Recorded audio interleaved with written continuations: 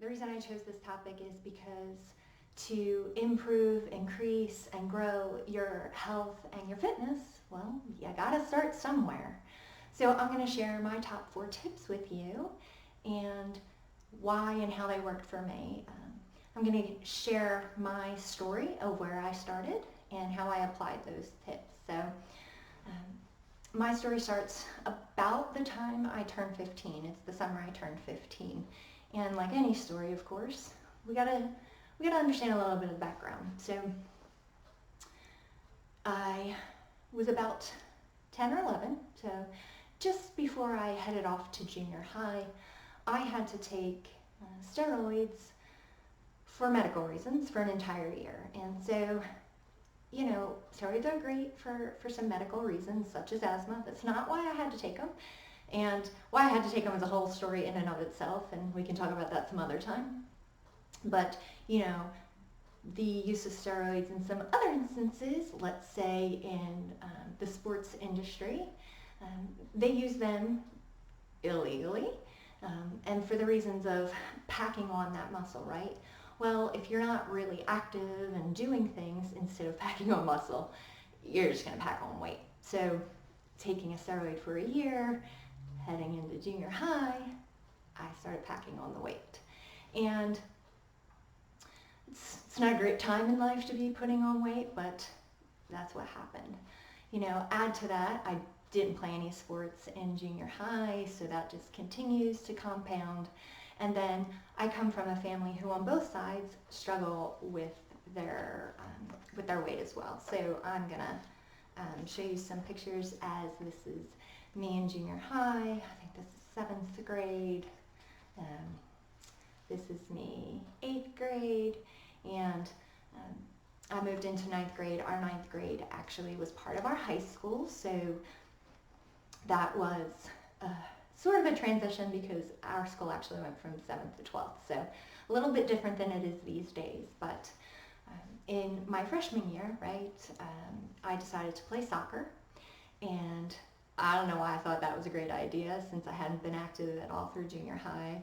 I really couldn't run, and I had never played soccer, so great idea on my part. I joined the team, went to a small school, so I made the team, but I sat the bench the whole time. And yeah, good memories, right? So at the end of the season, we played in the fall, at the end of the season, so November, December, the coach had said for the following year that the top 10 girls, the fastest girls, are gonna be starters. So those of you who may or may not know anything about soccer, there are 11 players per team, and one of those players obviously is your goalie, so you have 10 other players on your team on the field at a given moment. So that was the plan. We finish out my freshman year, and summer's coming up, and I decided I'm going to be one of these top 10 girls. I'm going to be one of these top 10 fastest girls that I'm going to play. I am going to be a starter. So that summer, I didn't really know what I was doing, but I decided that I was going to get up every morning. I got up at 6 a.m. and to go to the jogging track, and interestingly enough, it's on the other side of town. To get there, I had to borrow my sister's bike, so I was inactive enough that I didn't even have a bicycle. So I had to borrow my sister's bike. I guess she didn't mind, she was driving at that point. So I drove to the other side of town, and the goal was to do 2 miles a day. So of course, I walked 2 miles. I couldn't even run 100 yards, so I walked 2 miles. Then I rode my bike home, and I did it the next day, and the next day. And then I was able to run 100 yards, 200 yards, 300 yards, and obviously my ability to run longer and faster kept going. And by the end of the summer, I got to what I wanted to, which was completing 1 mile in under 10 minutes. So school is starting, and soccer, here we come. I'm going to tell you the rest of the story in a moment. My first 3 tips are part of that story. And the first is to set a goal. And you heard me say what my goal was, and that was to be a starter. I wanted to be in that top 10. So I had a goal. And the second tip, I know, right? You're like, that's tip 1 already? Yes, but stick with me, okay? Because the basics, getting back to the basics of things, make it doable. It's not so scary when you break it down to the basics. So the second goal, or the second tip, was starting small, right? I did start small, 2 miles a day, and walking at that.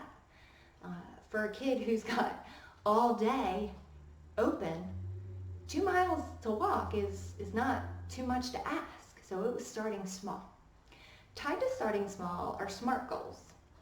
And it relates to the ultimate large goal, which was the first thing, right? So a SMART goal is specific. There were specific pieces of my small, right?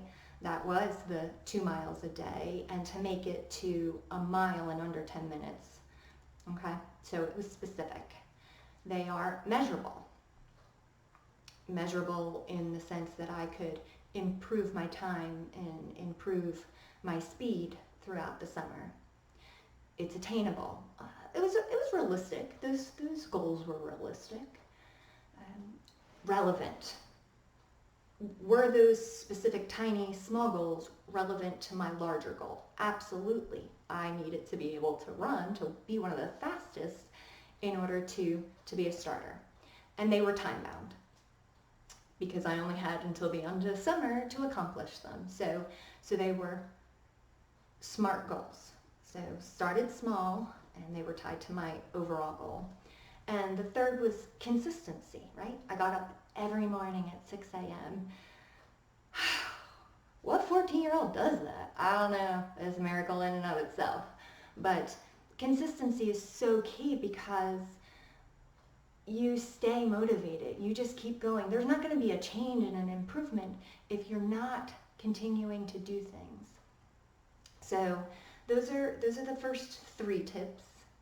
And my story continues. We go out and we line up, and the coach sends us off and starts the timer, and we go running. So I have to do a mile.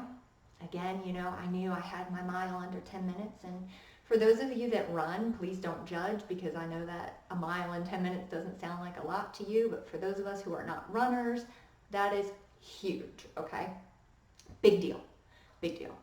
So I finish, and I'm excited, and I'm proud, and the coach was excited for all of us, and they come and they make the announcements, and I am number 11.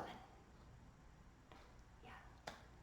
So I clearly wasn't a starter. But why do I tell you that?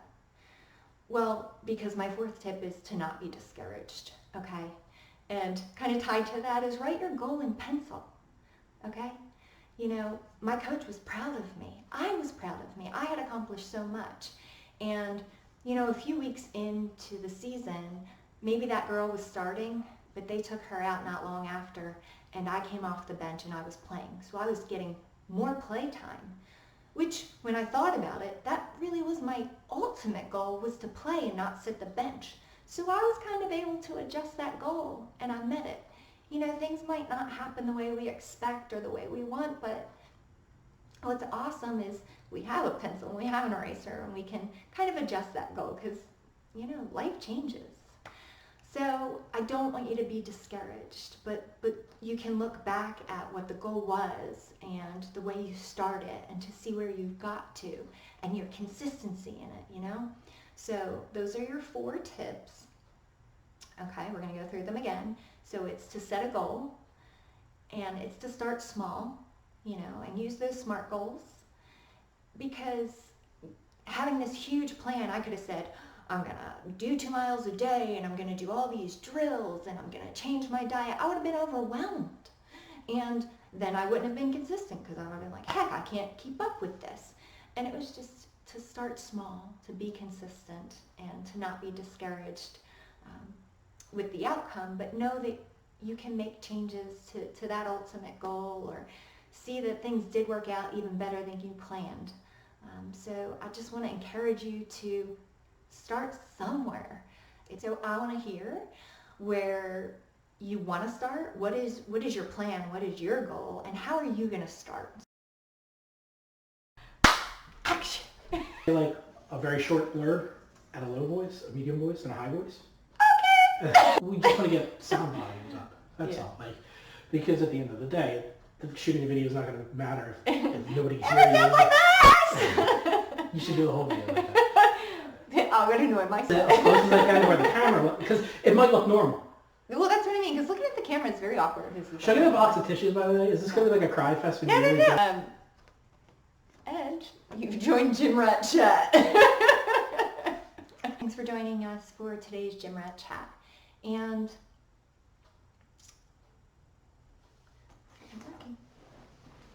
apparently I'm really new to this and forgot to tell you. Like, comment, subscribe, and click the bell for post notifications.